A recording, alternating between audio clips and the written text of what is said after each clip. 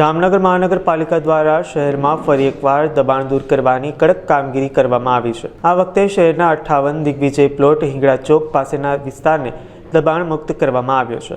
છેલ્લા ઘણા સમયથી આ વિસ્તારમાં ગેરકાયદેસર રીતે દુકાનો અને દિવાલો ઊભી કરી દેવામાં આવી હતી, જેના કારણે સ્થાનિકો દ્વારા વિરોધ પણ કરવામાં આવ્યો હતો।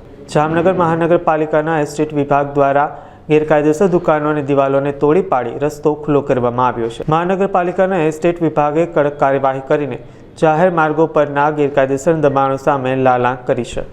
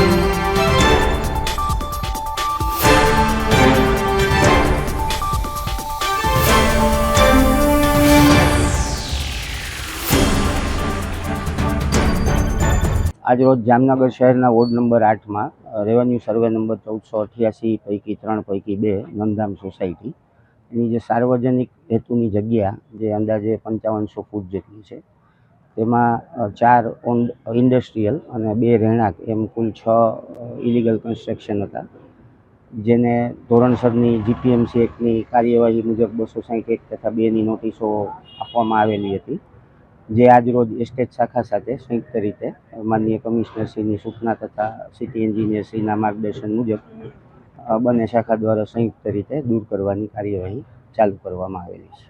Urmil Desai, deputy engineer town planning.